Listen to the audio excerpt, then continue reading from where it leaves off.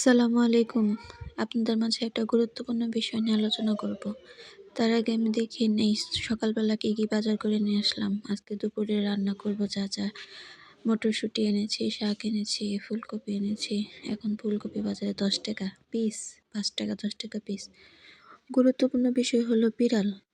বিড়াল যদি বিছানায় শিশি করে তখন কি করবেন? আমার বিড়ালটা মানে যখন এনেছি তার বয়স ছিল ২ মাস। আনার পরে বিছানায় শিশি করত।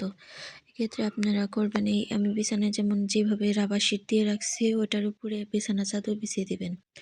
যাতে শিশি করার পরেও তোশকটা নষ্ট না হয়।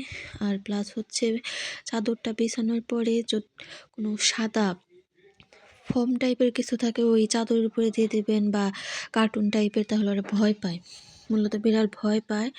আর হচ্ছে একটু রুম স্প্রে চাদরের মধ্যে করবেন আর খাওয়ার সাথে আপনারা একটা কাজ করতে পারেন, বিড়ালকে সাথে ওর লিটার বক্সে বসায় দিবেন। বসানোর পরেও সাথে শিশি করবে বা পটি করবে বা একটুক্ষণ পর ওকে বসায় দিবেন। ছোট বাচ্চার জন্য এটা সবসময় করতে হয়, না হয় ওদের অভ্যাস হবে না। আর ছোটবেলা থেকে যা শেখানো হয় তাই হবে। ওই তোর কাজ শেষ করে এই তো এতটুকুই টিপস দেওয়ার ছিল। আমি চলে গেলাম বাসায়, বাসার কাজ করা কেমন কি হয়েছে ওটা দেখতে। বাসায় প্রায় ৭০% এর মতো কাজ শেষের দিকে। ইনশাল্লাহ আপনাদের মাঝে নতুন আরও ভিডিও নিয়ে আসবো। দোয়া করবেন। আমি নতুন ইউটিউবার, ফার্স্ট এটা আমার ভিডিও।